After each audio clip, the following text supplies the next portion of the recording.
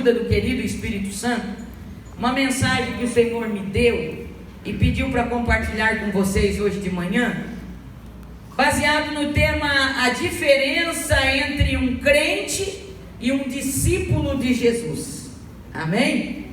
Quando nós olhamos para este texto, o que Jesus ensinava àqueles que criam nele, existe pelo menos 3 colocações de Jesus, e João registra essas 3 colocações, Jesus dando algumas características daqueles que se tornariam seus discípulos. E por que a irmã Sara disse que tem uma diferença entre crente e ser discípulo? A palavra crente significa toda pessoa que crê em algo ou em alguma coisa. Nós ficamos conhecidos como crentes em Jesus, mas a palavra crente ela é um tanto quanto genérica, e nesse sentido da palavra crente, até o ateu é crente, porque ele crê que Deus não existe, então ele crê em alguma coisa. Crente é aquela pessoa que acredita em algo, então se designa essa palavra para defini-lo. Agora, a palavra discípulo, ela carrega um peso de responsabilidade maior. A palavra discípulo significa toda pessoa que se coloca sobre a guarda ou sobre a tutela de um mestre para aprender uma arte ou um ofício, para que quando o mestre não estiver presente, o discípulo é aquele que tem capacidade de dar continuidade à obra do seu mestre.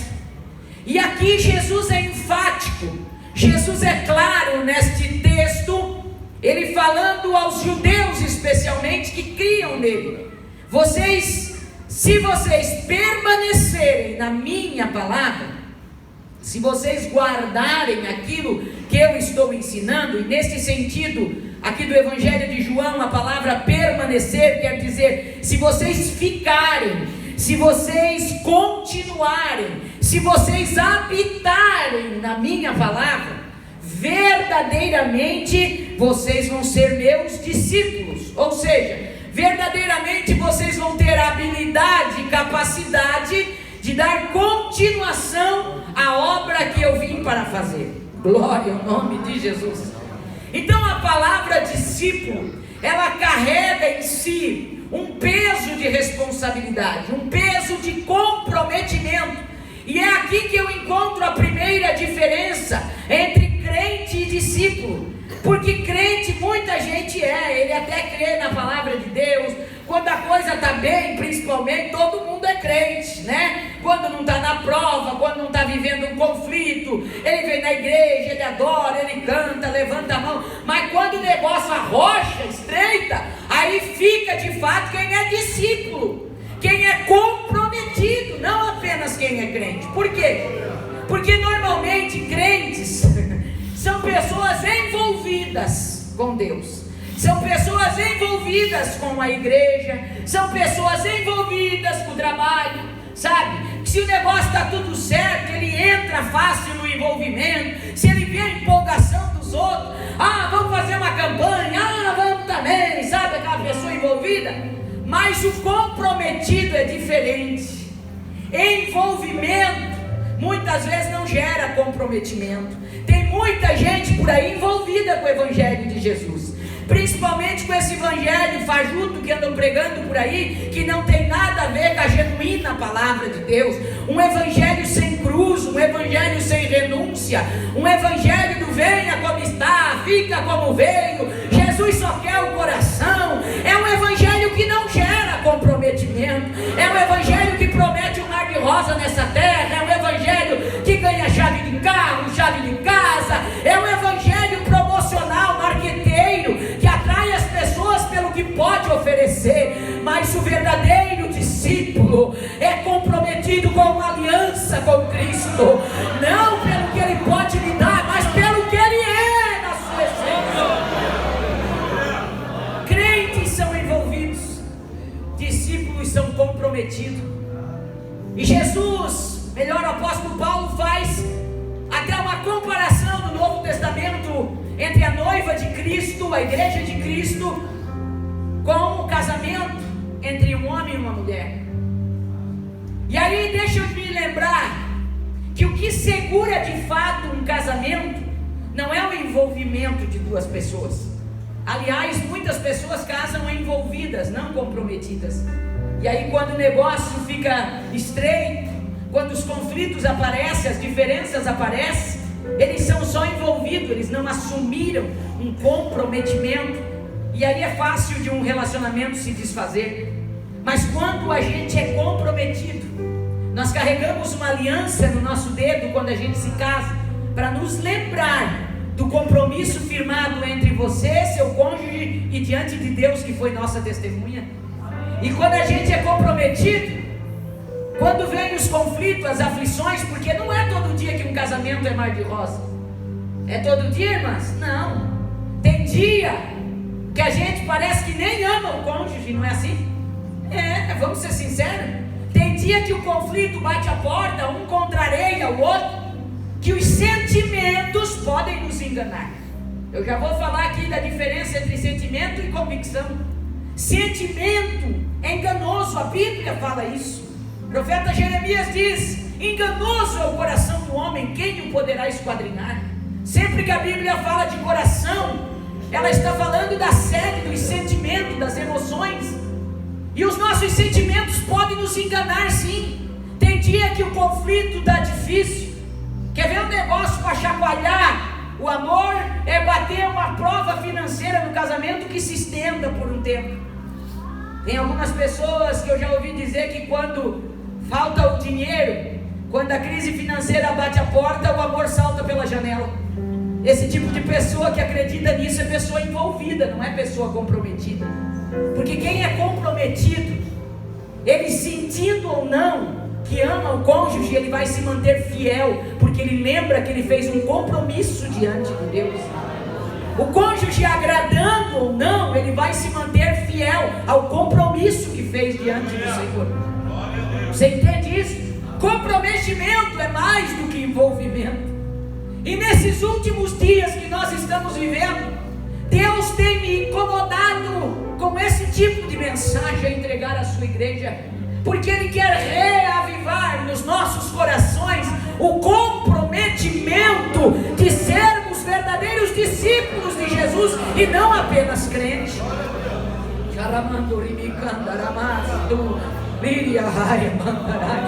Eu sei que nessa manhã o Espírito Santo de Deus, enquanto ministramos essa palavra, vai começar a fazer algo extraordinário no nosso coração, na nossa mente, de nos lembrar deste compromisso que um dia assumimos com Ele. Você foi chamado para ser discípulo de Jesus. Você foi chamada para ser uma discípula de Jesus. Aleluia. E isso exige um grau de comprometimento com Jesus. Não só quando tudo está bem, não só quando o vento está favorável, não só quando o lar está abastado de tudo que precisa, não só quando o relacionamento está indo bem, não só quando os filhos estão na casa do Senhor. Nós fomos chamados para um compromisso com Deus, mesmo se tudo der ao contrário, mesmo se você não entender a vontade dele no momento, mesmo se o vento se levantar, te lembra que você assumiu um compromisso quando entregou a sua vida para Ele, de servi-lo até o fim. Ser discípulo de Jesus não é para qualquer um. Ser discípulo de Jesus não é um título fácil de se carregar. Ser discípulo de Jesus e se colocar debaixo da tutela dele, debaixo da guarda dele, não é muita gente que quer. Ser envolvido com Jesus é fácil, mas ser comprometido com Jesus é difícil. Talvez eu estou falando para discípulos, discípulas aqui nessa manhã, que têm enfrentado ventos contrários. Tem sido tão difícil para você manter a tua fé e a tua convicção no Deus que te chamou. Talvez nesses últimos tempos em que estamos vivendo, de guerra espiritual tão grande, e uma das principais armas de Satanás é colocar desânimo na gente, é colocar angústia no coração da gente e nos tirar da oração. Um crente que não ora nunca se torna um discípulo de Jesus. E se nós estamos vivendo um tempo de luta, é esse tempo que nós estamos vivendo agora. Eu não sei para as irmãs, mas me permita ser sincera com você e sincera com a igreja de Cristo. Uma das maiores dificuldades que a gente vem enfrentando é de estar na oração. Há uma guerra espiritual travada para tirar a igreja da oração. Você propõe um propósito com o Senhor, parece que tudo vai acontecer naquele dia, naquela hora, para te tirar da oração. E Satanás tem usado de astúcias, e ele tem dado tanto compromisso com a gente. Eu já disse que é o diabo que inventa um bocado de compromisso que a gente não precisava ter, e a gente arruma tempo para tudo, menos para orar. É uma vida tão corrida que nós temos, é um consumismo tão desenfreado que se vive o século 21. Nós nunca vivemos um tempo, e isso as pesquisas dizem, de pessoas que têm tantas coisas materiais. Nós nunca vivemos um tempo de tanta facilidade para se adquirir coisas materiais. Apesar de toda a crise, você vai nos mercados, está atolado, atopetado de pessoas. Toda a crise que o Brasil está vivendo, as lojas estão sempre vendendo. Toda a crise que o Brasil está vivendo, tem sempre gente trocando de carro, comprando um carro melhor. A irmã Sara é contra isso de forma alguma. Eu quero que Deus te abençoe muito mais a cada dia. Mas esse consumismo desenfreado tem tirado o foco de muitos cristãos. E qual é o foco, Sara? O maior foco de um discípulo de Jesus tem que ser o céu.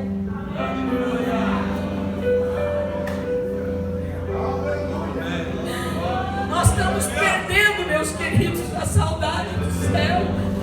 Parece que a gente vai viver eternamente nessa terra. Nossos planejamentos é a longo prazo para a terra. A gente quer tanta coisa para essa terra, e a gente está perdendo o foco do céu. E o mestre disse assim: não se turbe o vosso coração, creiam em Deus e creiam também em mim. Na casa do meu pai há muita morada. Se não fosse assim, eu não teria dito a vocês que eu vou para lá e eu vou preparar lugar, mas eu voltarei outra vez e vos levarei para mim mesmo. Oh, glória, aleluia. O céu ainda precisa ser real nos nossos corações. Se você luta tanto nessa terra, meu querido irmão, minha querida irmã, que até agora não conseguiu ter uma casa própria, eu tenho uma boa notícia de Jesus para você. Não deixe de servir a Jesus por isso. Não deixe seu coração se entristecer por isso, porque a tua vida, por mais que durar nessa terra, a Bíblia diz que aqueles que pela sua força e robustez passam dos 80, depois disso vem o enfado, vem a canseira. Mas o céu é para toda a eternidade, e lá tem uma casa te esperando. Tem o teu nome na porta, garantida pelo mestre dos mestres.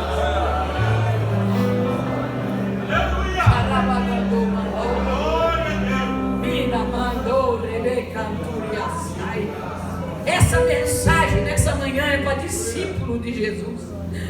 Essa mensagem que o Senhor me pede para entregar nessa manhã é para gente que assumiu o compromisso com Ele. É para gente que está passando luta para manter sua fidelidade. É para gente que está caminhando de joelho para não negar a sua fé e a convicção da promessa que o Mestre lhe fez. Crente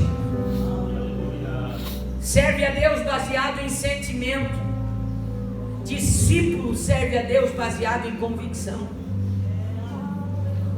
É bem que você vai identificar, irmã Sara, mas é possível a pessoa ser só crente por muito tempo? Às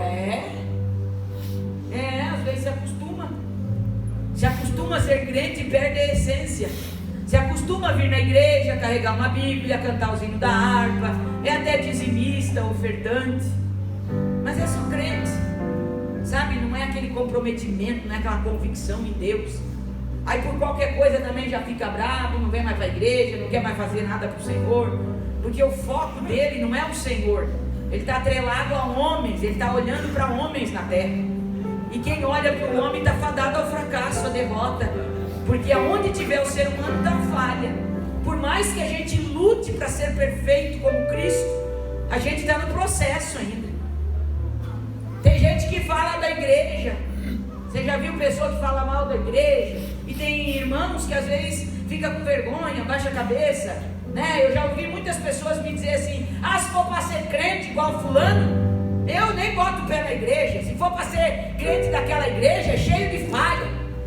E eu olho para a pessoa e digo: pois é, querido, é que a igreja não é um lugar de perfeitos.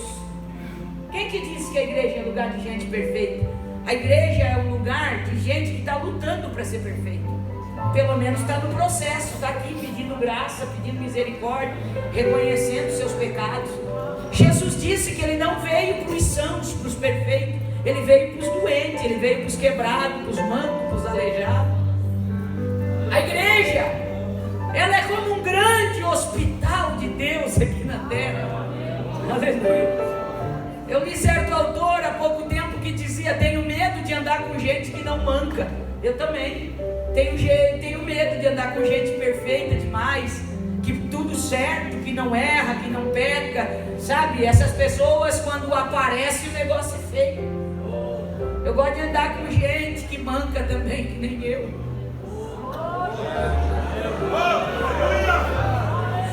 Mas que mesmo mancando escolheu ser discípulo de Jesus. Mesmo arrastando um braço, uma perna, escolheu não sair de perto de Jesus. A gente está aqui todo culto de joelho pedindo misericórdia. A gente está aqui toda consagração com a cara no chão dizendo: tem piedade de mim. Eu ainda sou tão falho, Jesus. Eu ainda erro tanto, Jesus, mas eu quero ser teu discípulo. Trabalha em mim, Jesus, porque um dia eu quero chegar no céu.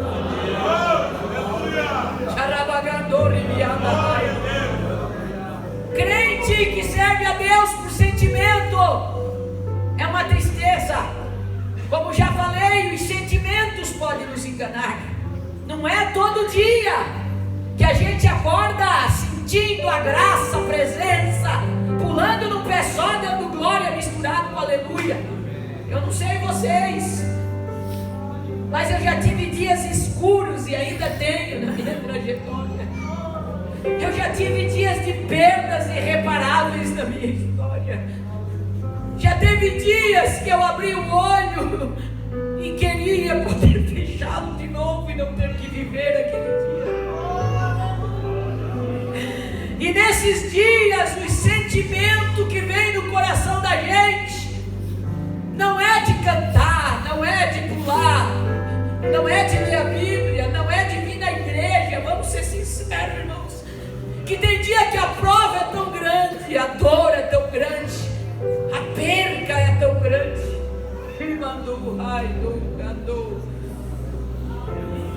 que a gente não sente de adorar, a gente não sente de cantar, a gente não sente de vir no culto, mas a gente vem mesmo sem sentir. Sabe por quê? Porque a convicção em Deus é maior do que o sentimento. Discípulo é convicto no Deus que o chamou. Convicção é certeza adquirida. Se o céu estiver aberto, Ele é Deus. Se estiver fechado, Ele está acima das nuvens e continua sendo Deus. Se eu sentir minha glória, Ele é Deus. Se eu não sentir, eu dou glória sem sentir, porque eu sei que Ele vai ouvir o meu glória e o meu louvor.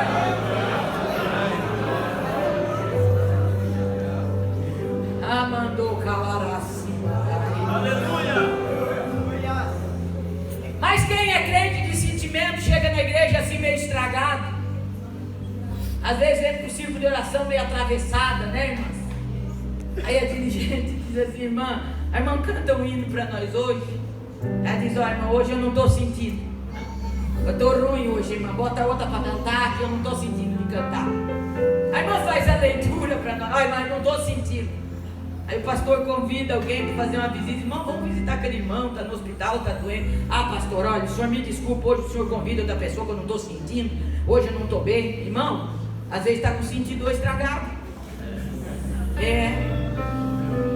Não olhe para o teu sentimento, não. Teu sentimento pode te trair. Teu sentimento pode te enganar. Além do sentimento, discípulo tem convicção em Deus. aquele que engole aquela bucha de angústia na garganta, mas continua dizendo: Ele é fiel e Ele vai fazer. Aleluia. Maior exemplo para mim, estou falando para mim, cada um pode ter o seu na Bíblia, mas para mim, de alguém convicto em Deus, é do irmão Jó. Como eu amo o livro de Jó, como Deus fala comigo através do livro de Jó. Pensa num homem convicto em Deus.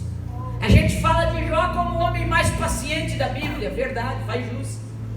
Mas no meio de toda a sua prova, escute, olha aqui para mim, você pode imaginar que sentimento vai no coração de um homem que tem uma família abençoada, que é íntegro, um homem de caráter, um homem que adora a Deus. Não estamos falando de um rebelde, nós estamos falando de um homem de Deus, um homem fiel que faz sacrifício até pelos seus filhos, um homem que adora a Deus, um homem honrado, um homem muito bem sucedido financeiramente, e do nada, não é porque pecou, não é porque desagradou a Deus, do nada, por causa da sua fidelidade, e por Deus dar testemunho de Jó, a prova chega e Deus permite que Satanás toque no crente Jó.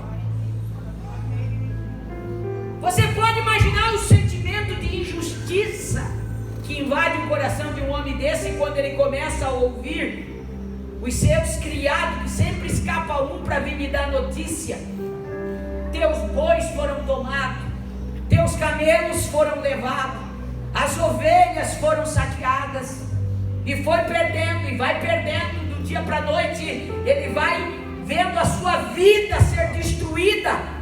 E como se não bastasse, vem uma tempestade e dá sobre a casa onde seus filhos estão reunidos e mata todos os seus filhos num só dia. Diz a psicologia que a perda de um ente querido é um dos piores traumas e é uma das piores dores que um ser humano pode sentir. E só sabe desse sentimento quem perde alguém muito próximo a si, muito querido. Você entende o que eu estou falando? Perder um pai, uma mãe, perder um esposo, a esposa, é uma dor irreparável. Mas perder um filho, para mim, ainda é o maior nível de dor que alguém possa ter, porque é um dos amores mais verdadeiros e genuínos que pode existir. Tanto que é comparado o amor de uma mãe por um filho com o próprio amor de Deus. Existem as exceções, é claro, existem mães desalmadas, pais desalmados, mas em regra geral é um dos amores mais genuínos que existe. A gente ama pelo simples fato de ser filho, merecendo ou não o nosso amor, a gente ama. A gente é capaz de dar vida por um filho. E a regra da vida, a gente tem filhos e os cria esperando que um dia eles vão sepultar a gente, não é assim? E às vezes a vida se inverte, traz as suas surpresas desagradáveis. E às vezes um pai e uma mãe se vê à beira de um caixão de um filho, e é só Deus nessa hora para sustentar esse pai e essa mãe. Mas Ele é sustento também nessa hora. Aí eu fico pensando no irmão Jó, que num só dia precisou sepultar todos os filhos. Você pode imaginar a dor de um pai nessa hora, de uma mãe? O limite da dor que é elevado este homem. O que sente um pai e uma mãe nessa hora? Mas não contente, Satanás ainda intenta contra a saúde de Jó, que é o nosso bem mais precioso. Irmão, você pode perder tudo se você tiver saúde. Levante as duas mãos para o céu e agradeça a Deus, porque coisas você pode conquistar de novo. Se você está de pé, se você está bem, tem solução. A pior coisa é a gente cair numa cama, a gente cair num hospital. E só quem passa por esse vale que entende o presente que é a vida, que é a saúde. Hoje de manhã nós acordamos, você acordou, olha o que o Senhor quer te lembrar hoje. E às vezes a gente nem agradeceu a Ele pela vida. Sabe de você abrir os olhos hoje, olha que graça. Você se levantou, foi no banheiro, fez a sua higiene, você penteou o seu cabelo, ninguém precisou pentear para você. E a gente nem percebe essas dádivas de Deus no nosso dia a dia. Que coisa mais maravilhosa é você poder escovar os próprios dentes sem pedir ajuda de ninguém. É você pentear o cabelo do lado que você gosta e do jeito que você gosta, sem ter que esperar alguém vir ali para pentear você. Você se levantou, os teus olhos veem, glória a Deus. Você procurou a roupa que queria vestir, o calçado que queria calçar. Você passou perfume. Você sente o cheiro. Como isso é maravilhoso. Você respira livremente. Há 13 anos atrás, quando o Senhor levou o meu primeiro esposo, pai da minha filha, eu me lembro que ele ficou 7 dias na UTI.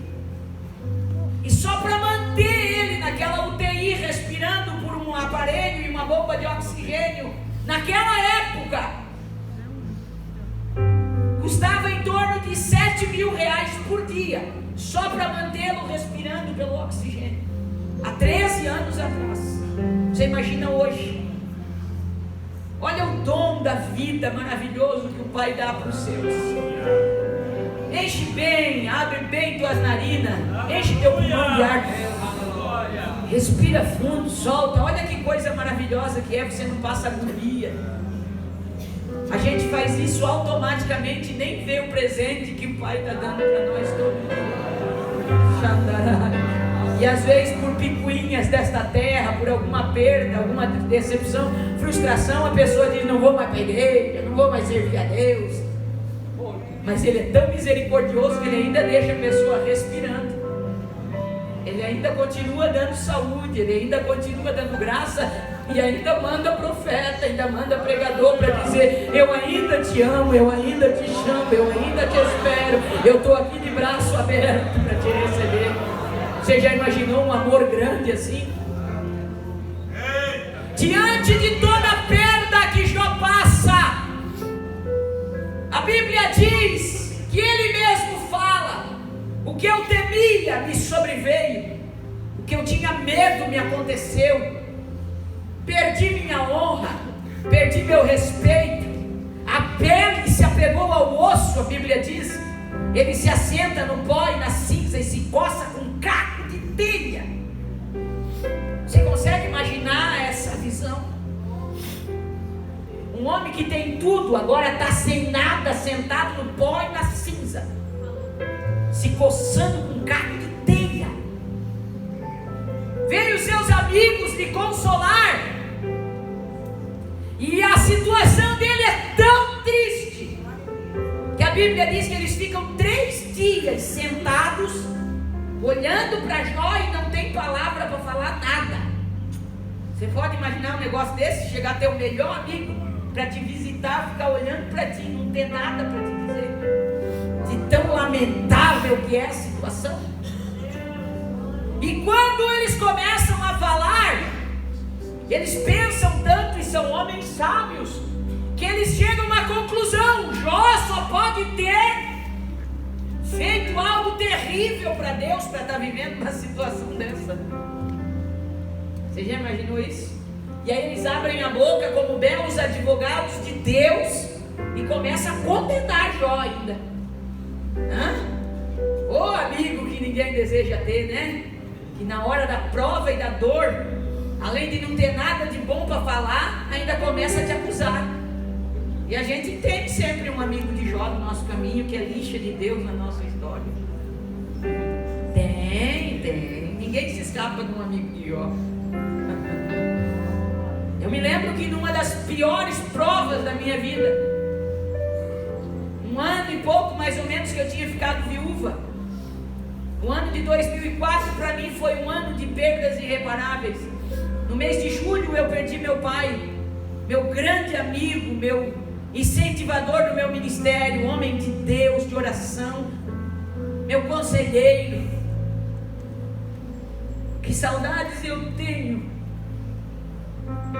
de chegar de manhã na casa dele. Ele já estava acordado cedo, assobiando o hino da harpa na cozinha, fazendo café. E quantas vezes eu cheguei, sentei na mesa, coração arrebentado, passando provas terríveis. Ele enchia uma xícara de café para ele, uma para mim, sentava na mesa, e sem eu dizer uma palavra, Deus já tinha revelado para ele na madrugada o que eu estava passando. E ele dizia: não desiste agora, minha filha, o que Deus tem para ti é extraordinário. Jesus já me revelou que tu vai viajar muito por esse mundo.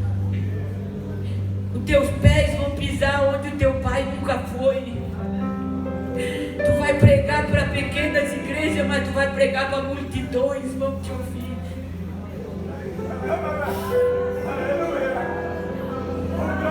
Tu está sendo provada como ouro no fogo, mas não desiste, minha filha. O que Deus tem para ti é fantástico. E aí Deus usava a boca daquele homem simples como profeta, e ele orava por mim, e eu saía dali fortalecida, disposta a caminhar mais uma milha. Quando o Senhor chamou meu pai para a eternidade, foi um dia escuro na minha vida. Sepultar meu velho pai era como arrancar um pedaço de mim.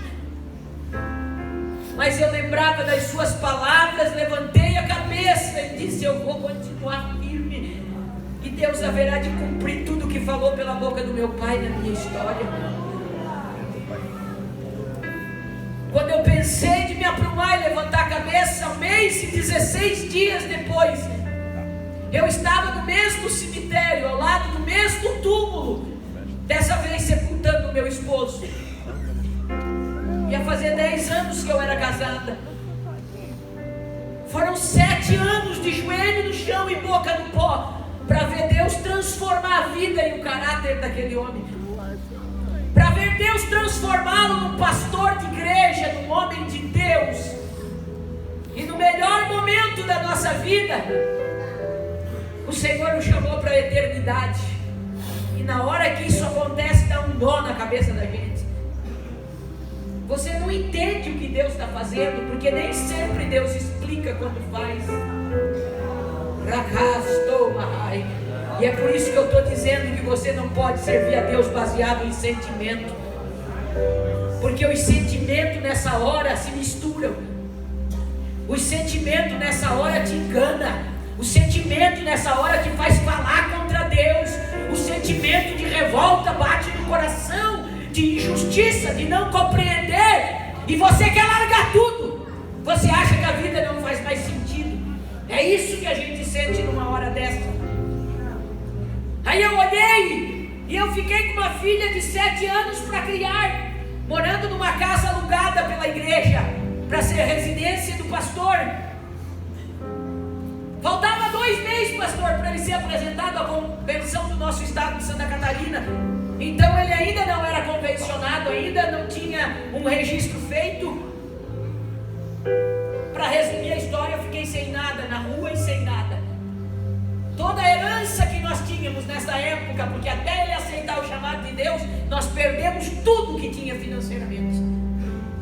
A única herança que ficou foi um Fusca 73, foi a herança que eu fiquei. Uma filha de 7 anos para criar e um Fusca 73. Recém tinha perdido meu pai, minha mãe recém-viúva. Eu tinha 28 anos de idade nessa época. 2 dias depois que o meu esposo foi sepultado, tinha alguém na minha porta, perguntando aonde eu ia morar, porque tinha que devolver a casa, afinal de contas eu não era mais a mulher do pastor. Aí eu te pergunto, que sentimento vai no coração de alguém nessa hora?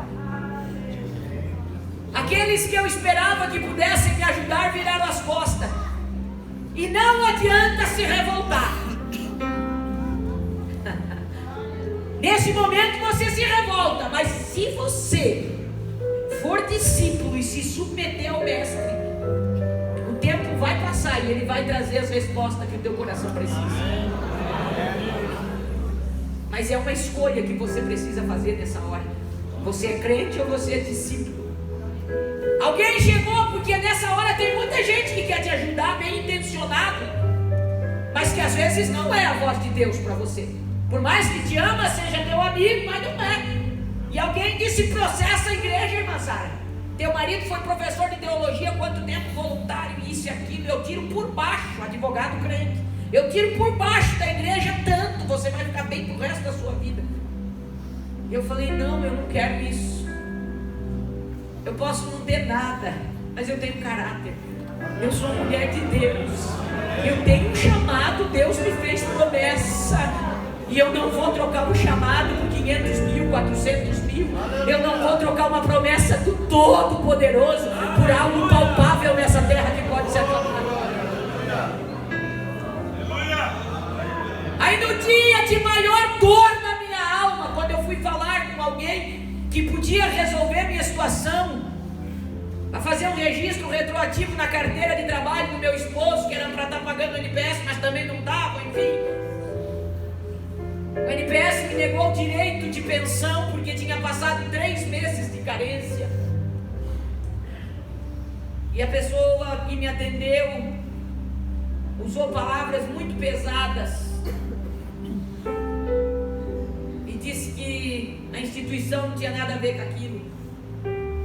E eu saí daquela reunião ouvindo a voz doce do Espírito Santo. E como é bom quando Ele é amigo da gente e a gente ouve a voz dele. Quando eu ouvi aquelas palavras pesadas que me humilhou, eu ouvi o Espírito Santo falando mais alto, dizendo: filha, levanta, você não precisa ouvir isso, porque quem vai cuidar de ti sou eu. Eu não sei como eu dirigi aquele Fusca do centro da cidade até a minha casa, pastora. Eu me lembro que era uma quinta-feira, eu tinha sepultado meu marido na terça. E eu cheguei em casa e eu fui direto pro quarto, a minha menina estava na escola. E eu me joguei de joelho no chão do meu quarto, eu não tinha força para ficar de joelho. Eu lembro que eu deitei no chão do quarto, eu botei a boca no pó, na tábua, e eu gritava e eu dizia: Deus, eu preciso de uma resposta. E naquela agonia, gritando no meu quarto, despejando toda a dor da minha alma aos pés do Senhor, eu disse: Jesus, eu te sirvo desde a minha infância. Eu não tenho outro Deus para pedir socorro a não ser para ti. Eu preciso de um advogado no céu que peleje a minha causa na terra. Enquanto eu gritava naquela tarde, mais uma vez o meu amigo Espírito Santo estava lá para falar comigo. E ele me disse assim: Sara, levanta desse chão, te arruma e vai para minha casa, porque lá eu vou falar contigo e vou dar um rumo novo à tua história. E aqui eu quero deixar um conselho de Jesus para discípulos nesta manhã. Escute o que Deus está falando aqui. Você vai precisar dessa mensagem nos próximos dias. Quando a dor bater a porta, a solidão chegar, quando a tristeza invadir tua alma, não se tranque dentro de casa, espere alguém sentir tua falta. Escute o que o Espírito está dizendo, minha vida. Toma teu banho, bota a tua melhor roupa, vem para a casa do Senhor, porque aqui Ele ordena a bênção sobre o Senhor. Aqui tu chega ferido, mas eu amo tanto a casa do Senhor. Eu amo tanto o círculo de oração. Fui criada debaixo de banco de círculo de oração. Sabe por quê? Porque Deus tem um cuidado tão especial com a gente, pastora. Vocês já viram que Ele nunca prova todo mundo na mesma hora? É cuidado dele. Até marido e mulher. Vocês já viram como é interessante, irmão? Às vezes bate o desânimo no irmão, o marido é ferido, alguém diz uma palavra, às vezes o líder não entende. É aquelas lixas de Deus que a gente não entende. Aí o marido vem para casa revoltado: também não vou mais para a igreja, não quero mais saber do ministério, joga a Bíblia. O pastor não me viu, não sei quem brigou comigo e não reconhece meu trabalho, ele está revoltado. É o momento de dor, eu não vou mais. Na hora, a irmã que serve a Deus se levanta igual um gigante dentro de casa. Vocês já viram? Está falando assim porque, homem? Se Deus é na tua vida, foi Deus que menino assim, tu é homem de Deus, eu não casei com covarde, eu casei com homem de Deus, e já vira profeta, o irmão, tá bom, vamos embora. Aí passa um tempo, vai ali chama a mulher, porque Jesus vai lixando a gente até ficar bom para chegar no céu. Adianta, enquanto estiver nessa terra vai ter lixa de Deus na nossa história. Aí está a irmã aborrecida, eu politico de oração, e a irmã não falou comigo, e não sei quem não me abraçou, aquela coisa de mulher, né, irmã? A gente faz um drama maior do que deveria. E não me deixaram cantar, e não sei o que, eu vou para a igreja, eu vou entregar meu cargo para o pastor, não sei o que. Levanta o irmão igual um gigante. O que é que tu está falando, mulher? Mas quando eu estava desanimado, tu falou para mim que era Deus na minha vida. Quem foi que te chamou? A quem que tu serve? Nada de entregar trabalho, Deus vai dar vitória. Aguenta firme aí, e não sei mais o que. A irmã diz, é verdade. Isso é cuidado de Deus na vida da gente. Na igreja é a mesma coisa. A gente chega assim no meio do círculo de oração, aí vem a irmã arrebentada, está passando uma prova com o marido, com os filhos, não tem nem palavra para orar, né? Aí dobra o joelho perto da outra, a outra recém passou por uma prova, está cantando o hino da vitória. Quando olha para o lado, a irmã chorando, já sente uma compaixão, abraça ela, diz, ô minha linda, não desanima, eu também já passei esse vale, mas Deus foi na minha vida, eu vou orar contigo, eu vou chorar contigo, eu vou jejuar contigo, Jesus vai te dar vitória. E a gente sai fortalecido. Foi assim que Jesus fez comigo aquele dia. Eu me levantei, me arrumei, fui no colégio, peguei minha menina e eu falei, filha, nós vamos para a igreja hoje. E ela falou, para a igreja, mãe? Lá na igreja do pai? Eu falei, vamos na nossa igreja. Chegamos no culto, já tinha outro pastor assumido a igreja, eu não era mais a esposa do pastor. Isso dói muito quando acontece, mas eu entrei e sentei no meio do círculo de oração.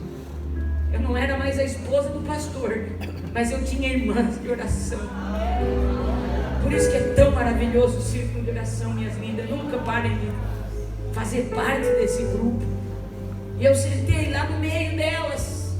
Eu não tinha palavra aquela quinta-feira, eu só chorei, só gemi nos pés do Senhor.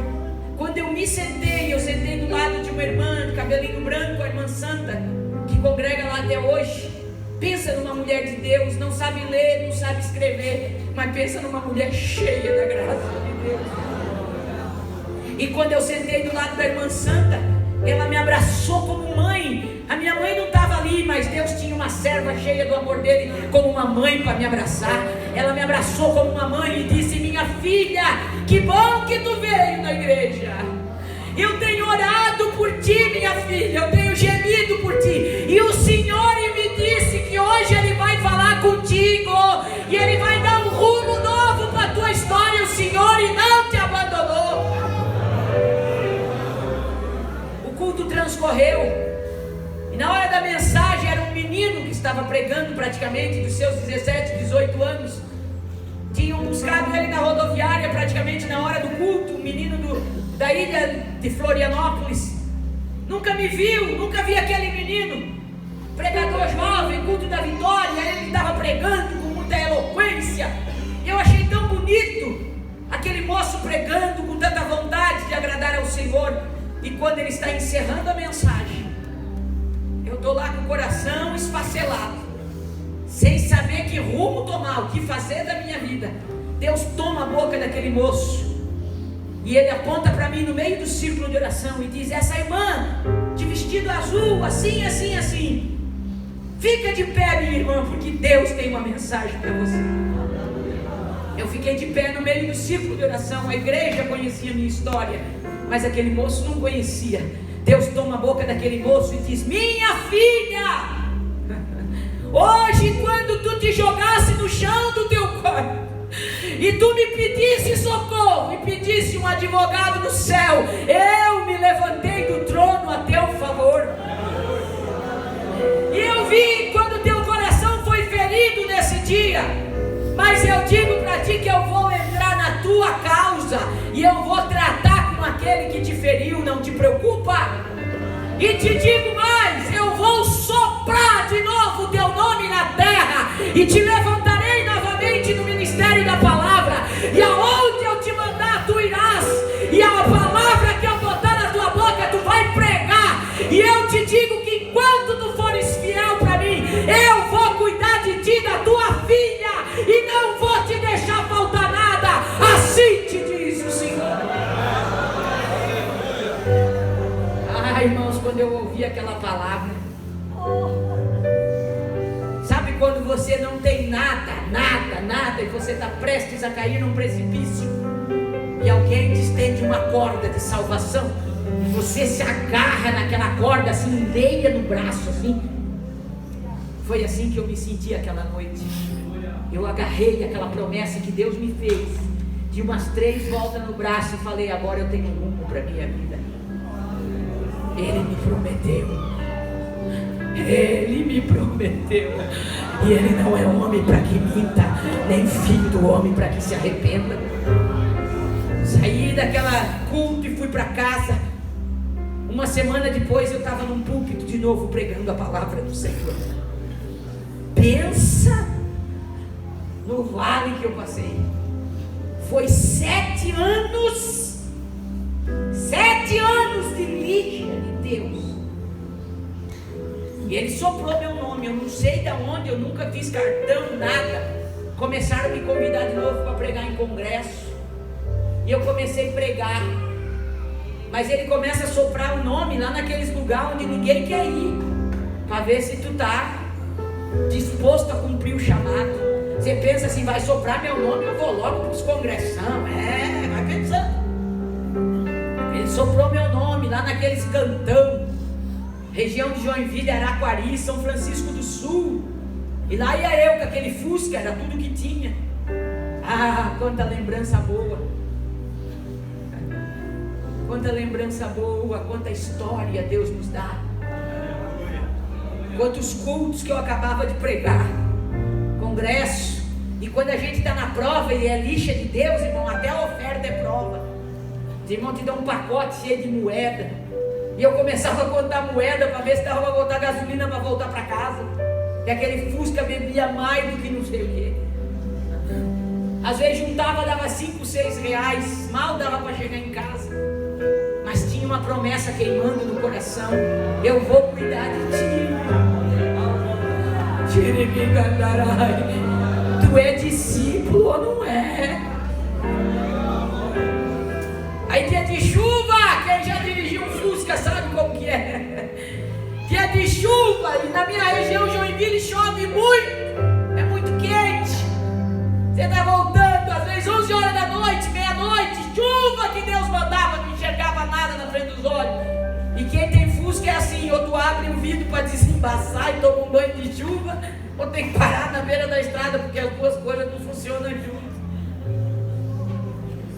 Aí eu tinha que abrir o vidro, porque eu era obrigada a chegar em casa, que segunda-feira cedo tinha que trabalhar para sustentar minha filha, pagar aluguel.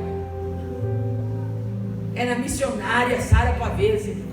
Quando abria a janela daquele Fusca, chuva velha na cara, se misturava com as lágrimas. Mas eu dizia: Deus me fez uma promessa, eu não vou desistir. Quantas palavras contrárias eu ouvi até da família: você é doida, larga esse negócio de pregar, vai trabalhar só em criar sua filha. Mas tinha uma chama que queimava mais do que qualquer outra coisa aqui dentro, dizendo que Deus tinha me escolhido e que eu não podia desistir do chamado.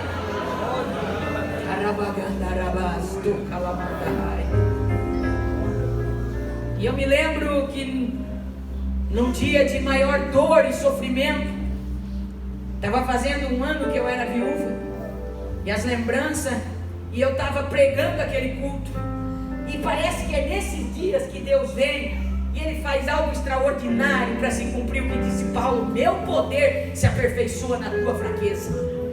Aquele dia eu estava esfacelada quando eu peguei o microfone para pregar.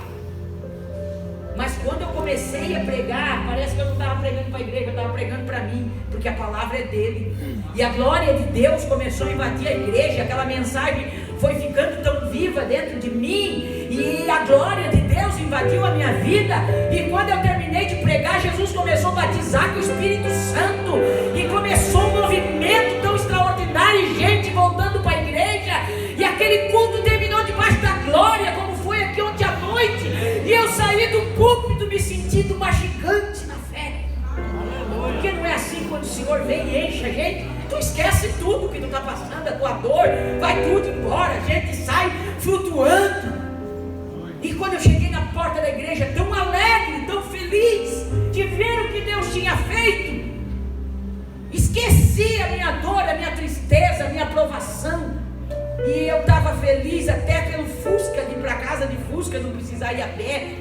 E quando eu estava na porta, peguei minha filha pela mão para sair, veio uma amiga de Jó, daqueles crentes que às vezes empresta a boca para o diabo, né? Em algum momento empresta a boca para o diabo. Ela veio, irmãos,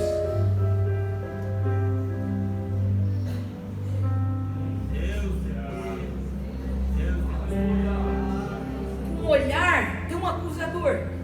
E aquela mulher pôs a mão assim no meu peito e falou assim: como é que pode, né? Eu não consigo entender a tua história. E eu parei em seco e olhei para a irmã. Eu conhecia ela me conhecia a minha história. E eu falei: por que, minha amada? Ela falou: eu não consigo entender. Agora há pouco tu estava lá no púlpito, a missionária Sara Pavese, ela falou em tom de ironia, parecia uma gigante. O céu abalou aqui dentro dessa igreja. Tu pregando, Jesus batizando, gente sendo curada. E olha para a tua história, como é que pode? A tua vida te dá pena. Você não tem nada, ficou viúva e sem nada. E me falou algumas palavras. E no final ela falou: onde é que está Deus na tua vida? Se tu é mulher de Deus, por que isso está acontecendo contigo? Foi tão forte aquelas palavras, irmãos. Doeu tanto na minha alma, que eu engoli em seco aquela bucha na garganta para não chorar. E eu olhei para ela e eu não tinha palavra para responder para ela, de tanta dor que deu na minha alma. Eu só fiz assim com a cabeça, olhei para minha filhinha, ela estava com os olhos estralados para mim, e eu peguei a mão da Raquel e eu dei 2 passos. Quando eu dei 2 passos, irmãos, como é bom ter o Espírito Santo. Eu dei 2 passos. Quando eu ia sair assim, arrasada, cabisbaixa, foi como se entrasse algo grande dentro de mim, maior do que eu. E eu me senti aquela gigante de novo. Eu virei no pé e voltei na frente daquela irmã. Olhei para ela nos olhos e disse: minha irmã, eu tenho uma coisa para te dizer. Eu sou crente até o osso. Eu morro acreditando na promessa que Ele me fez. Eu posso estar no fundo do poço agora, mas tu vai viver para ver a promessa de Deus se cumprir na minha história. Meu Pai prometeu, meu Pai vai fazer, e eu vou servi-lo pelo que Ele é.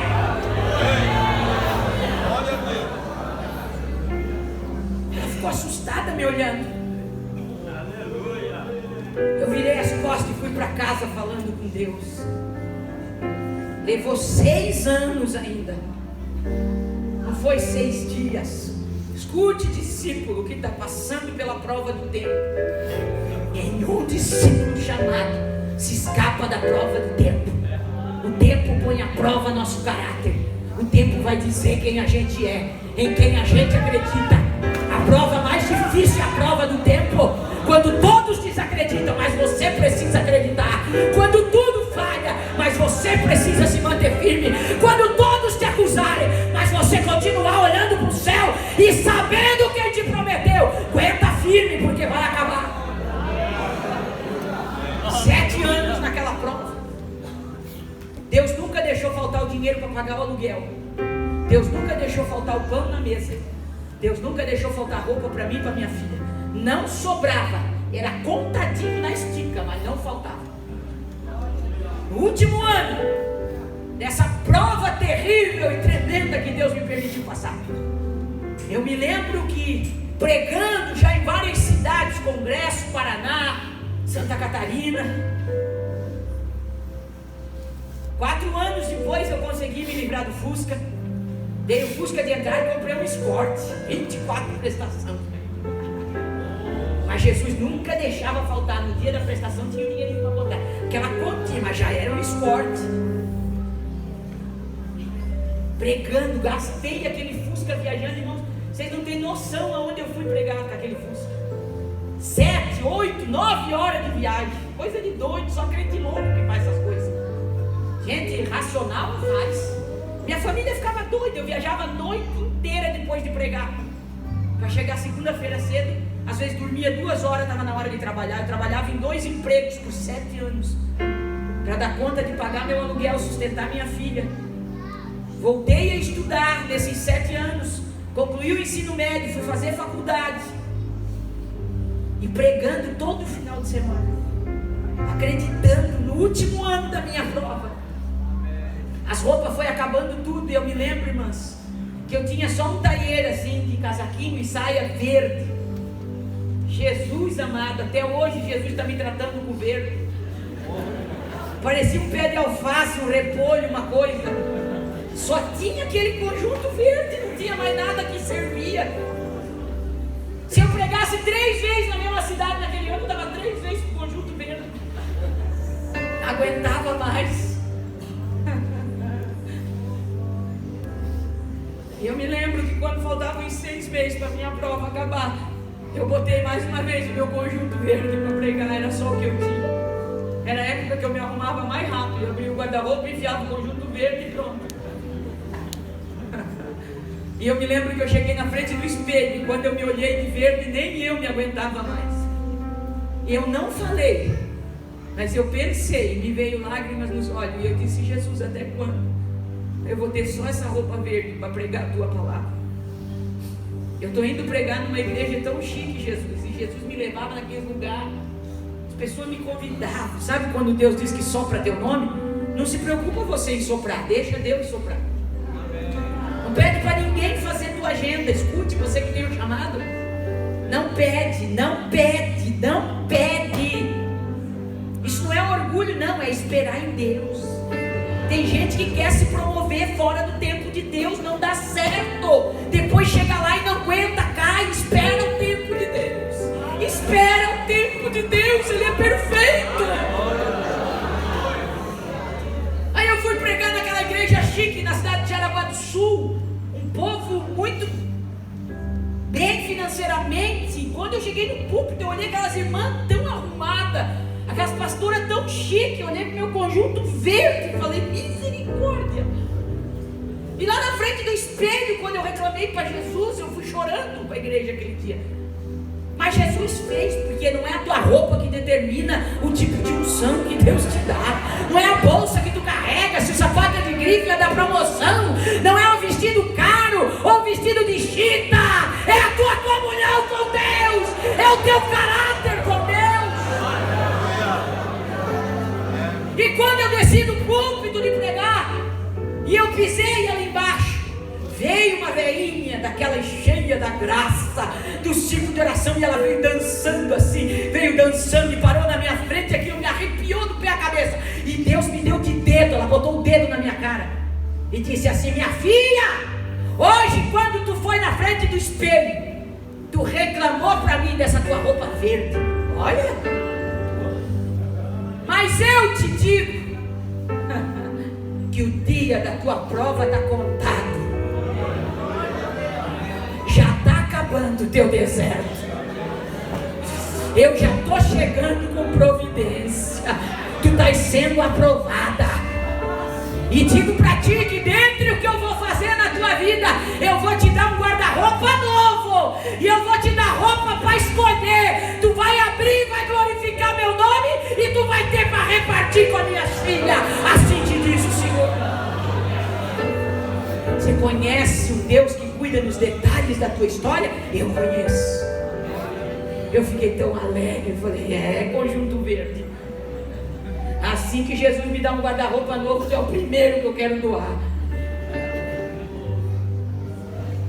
Ele promete, Ele cumpre. Passou 6 meses.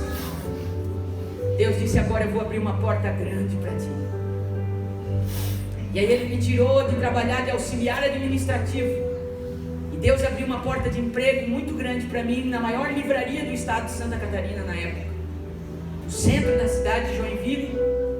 Um irmão crente comprou uma livraria. Olha, quando Deus fala para a gente que Ele está mudando a história, o cativeiro, você não entende onde Deus está trabalhando. E Deus vinha falando comigo mais de um ano. Tua prova está acabando, eu estou mudando o teu cativeiro, eu estou mudando a história dessa cidade para te dar vitória. Eu não entendi o que Deus falava assim. Uma livraria espírita, a maior livraria do estado, que era em Joinville, é até hoje,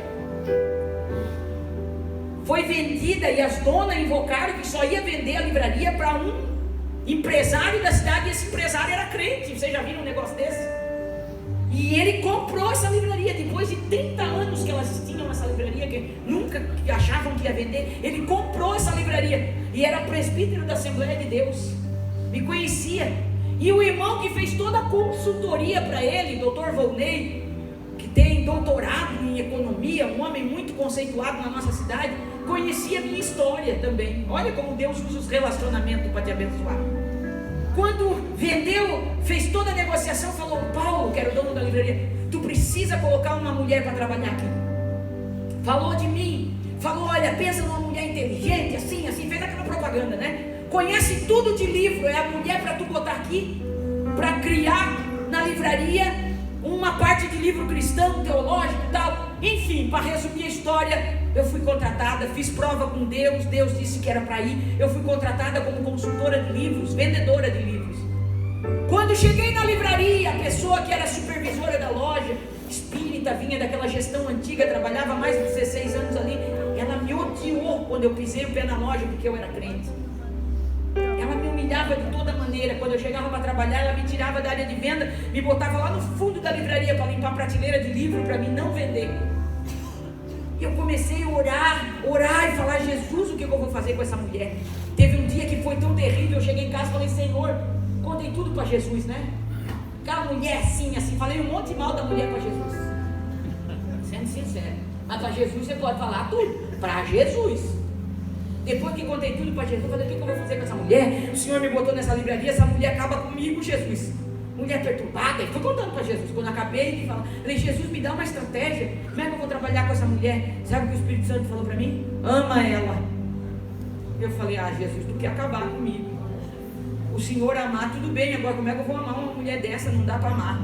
Aí o Senhor disse: o mesmo preço que eu paguei na cruz pela tua vida, eu paguei por ela também. Ama ela. Eu falei: Jesus, mas não há sentimento de amor. Aí o Senhor me disse: amor não é sentimento. Amor é o que Ele faz, não o que Ele fala. Amanhã, e a partir de amanhã, eu quero que tu chegue todo dia na loja, abraça ela, diz para ela que eu amo ela e tu ama também. Eu falei: Jesus da minha alma, que o Senhor ama dá certo, mas que eu amo o Senhor. O Senhor disse: eu quero que tu faz. Tá bom. Chorei mais um bocado. No outro dia cheguei na livraria, falei: agora como é que eu vou abraçar essa mulher? Ela nem passava perto de mim. Quando eu vim na direção dela, ela entrou por trás de uma prateleira assim, saiu. Eu dei a volta pelo outro lado, e quando ela chegou na esquina, não dava para fugir, eu pulei no pescoço da mulher, abracei ela, aquele abraço de crente, e falei: você sabia que Jesus te ama e eu também? Ela fez: falei: meu Jesus, o bicho é grande. Sai, Jesus só mandou abraçar. 3 meses abraçando assim, porque Jesus não disse quando era para parar, Ele só me mandou abraçar todo dia. Ser discípulo é assim, é ouvir a voz do mestre e obedecer. Se permanecer na minha palavra, sereis meu discípulo. Depois de 3 meses, um dia eu abracei e senti uma batidinha assim na minha costas. Falei: ó, o amor de Jesus está mudando o coração. Quando ia fazer 4 meses que eu era vendedora, Jesus mandou um profeta dentro da livraria. Por isso que eu amo Jesus. Você não precisa correr atrás de profeta. Quando ele quer falar, ele te acha onde tu estiver. Sabe onde tu mora, sabe teu endereço, a igreja que tu congrega. Não precisa andar correndo atrás de profeta. Você precisa aprender a ouvir a voz de Deus. O profeta foi lá, um irmão bem pretinho, chegou no caixa da livraria e disse meu nome. Eu quero falar com uma vendedora que trabalha aqui, o nome dela é Sara. Nunca vi aquele homem. Cheguei no caixa, olhei de longe, eu vi que era um crente, tinha um brilho diferente. de chinelo de dedo no pé, com uma Bíblia surrada na mão. E eu disse: Pai do Senhor, meu irmão. Ele disse: Pai do Senhor, você é a irmã Sara? Eu falei: sim, meu nome é Sara. Ele falou: ô mulher, eu tenho uma mensagem de Deus para você. Eu disse: o senhor pode me acompanhar? Fomos para o fundo da livraria, numa sala onde nós atendíamos professores. Entrou eu, aquele irmão, eu fechei a porta de vidro. Ele não disse nada, ele só abriu a Bíblia no livro do profeta Isaías e disse assim: eu vou ler uma mensagem que Deus mandou ler para a senhora. E eu disse: amém. E ele abriu no profeta Isaías e leu assim para mim: nunca mais te chamarão desamparada, porque eu, o Senhor, te farei uma coroa de glória e de justiça. Ele disse: eu vou orar pela senhora. Eu dobrei o joelho, ele pôs a mão na minha cabeça e orou uma mensagem revelada. E ele disse assim: Jesus, vai fazer 7 anos que tu prometeu para essa mulher que tu ia cuidar dela e da filha dela. E chegou o tempo de tu honrar ela nessa cidade. E tu diz, Jesus, que tu botou ela nessa livraria não para ser mandada por ímpio, mas para liderar. E tu vai honrar ela para que todos que conhecem a história dela nessa cidade saibam que tu é Deus que cuida dos teus. Ela está preocupada com a educação da filha dela, Jesus, mas tu está dizendo que a filha dela vai estudar a partir de agora no melhor colégio dessa cidade e vai fazer a faculdade que ela te pedir, e tu vai honrar a história dela, mas é um tempo que tu vai dar para ela aqui nesse emprego. Depois desse tempo, Jesus, tu vai tirar ela com mão forte daqui, porque tu quer ela só na tua obra. Terminou de orar. E quando ele ia saindo, o Espírito Santo disse assim para mim: sabe aquele 50 real que tem na tua carteira? E era filho único, irmão, para passar o mês. Eu disse: sei, Jesus. Ele disse: vai lá, busca e dá para o meu servo, porque ele veio te entregar a mensagem. Ele tinha dinheiro só para passagem de vinho, ele vai voltar para casa de a pé. Eu disse: meu Deus. Ô irmão, o senhor espera um minutinho aí. Fui lá. Quando Jesus fala, irmão, comigo é assim. Tem gente, irmão, que ele faz prova com Deus só quando Deus pede para ele abençoar alguém. Você já viu? Mas se é de Deus, então não vai chover aqui. Mas se é de Deus para mim dar isso, então vai acontecer. Larga a mão, ouve a voz de Deus, honra quem Deus manda você honrar. Tá cheio de aproveitador por aí, tá? Mas tá cheio de homem e de mulher de Deus. E quando Deus manda, ele se responsabiliza e cuida. Eu busquei 50 reais, desci com ele enroladinho e disse: irmão, queria abençoar o senhor. Coloquei na mão dele, ele olhou para mim com os olhos cheios de lágrimas e disse: ô minha irmã, tu é mulher de Deus. Eu vim preparado para voltar para casa de a pé, por isso que eu vim de chinelo, irmã. Essa madrugada, quando eu orava, Deus me disse o teu nome, me mostrou a fachada dessa livraria onde tu trabalhava e mandou eu vir entregar essa mensagem para ti. Por isso eu estou aqui. Mas eu não tinha dinheiro para voltar de ônibus, eu vim pronto para voltar a pé. E eu falei: não, meu querido, o senhor não precisa voltar a pé não, volta de ônibus pelo menos. Aí ele sorriu. Eu falei: na Bíblia sempre as viúvas cuidaram dos profetas, né? Vamos continuar cuidando. Ele falou: amém. Foi embora, nunca mais vi aquele homem. Não sei quem é. Eu sei que 5 dias depois daquela palavra, Deus começou a cumprir a mensagem. Uma irmã assumiu a direção do melhor colégio particular de Joinville. Ganhou uma bolsa para o filho dela, que tinha a idade da minha filha. Você acha que Deus trabalha com coincidência? Aí o Espírito Santo disse assim para ela: tu não precisa, eu dei condição para vocês pagar o estudo do filho de vocês. Dá essa bolsa para a filha da minha serva, a irmã Sara, liga para ela, porque ela está orando e me pedindo. Aí ela ligou para mim e disse: Sara, se você quiser, semana que vem você pode trazer a Raquel para estudar aqui. Minha filha estudou desde a 7ª série até concluir o ensino médio, no melhor colégio particular de Joinville, um colégio cristão, com ensino todo do sistema positivo.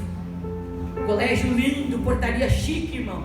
Entrava eu nessa época com um golzinho bola, era o carro mais simples que entrava naquele colégio. Cada vez que nós passávamos na portaria, eu dizia para ela: tu já deu glória a Deus hoje, menina? Dá glória a Deus aí. Daquele colégio ela saiu aprovada para 5 faculdades. Aleluia.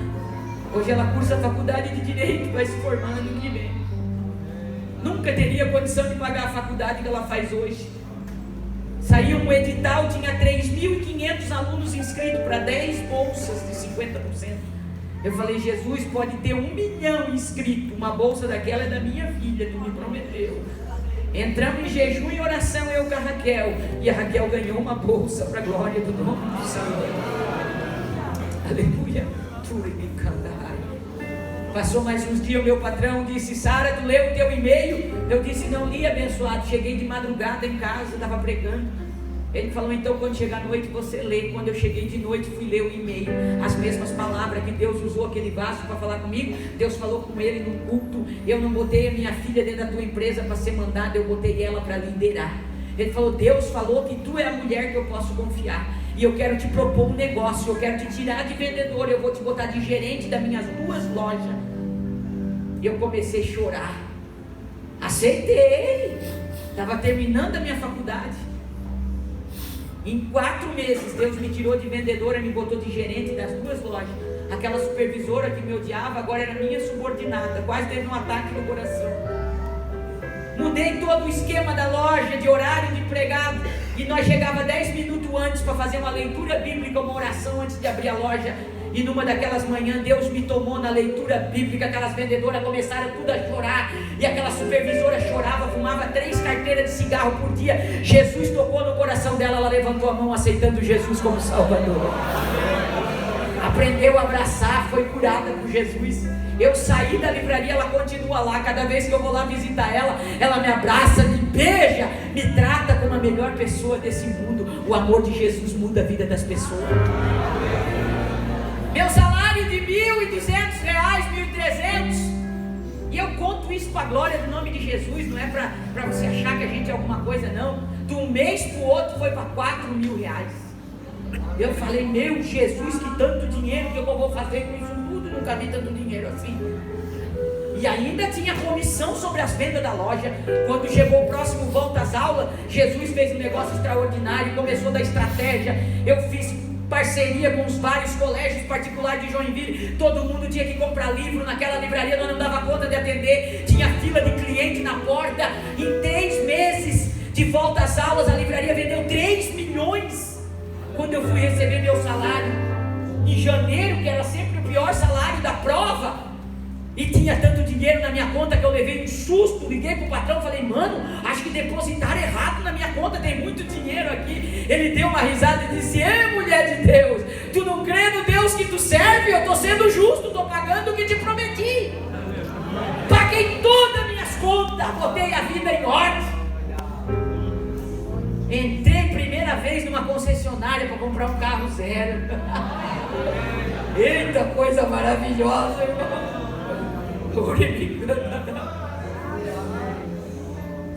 Saí de lá com um carro zero, andava pela cidade e dizia: Jesus, tu é lindo demais, só tu para fazer um negócio desse. Pegar uma viúva sem nada, que dirigia um Fusca tudo quebrado, e agora está dirigindo um carro zero. Agora mesmo, Jesus, que eu gasto esse carro viajando e pregando a tua palavra. 4 anos Jesus me deu para ficar na livraria, viajar, conhecer lugares importantes. Fui para o Rio de Janeiro, São Paulo, me hospedei no Copacabana, conheci os principais autores brasileiros, conheci gente importante. Achei que eu era importante no meio de tanta gente importante, mas o lugar que eu me sentia mais feliz é quando eu estava no púlpito pregando a palavra. Aí chegou um dia, Jesus disse: acabou teu tempo aí, tá, Sara? Eu não te quero mais trabalhando para homem, eu te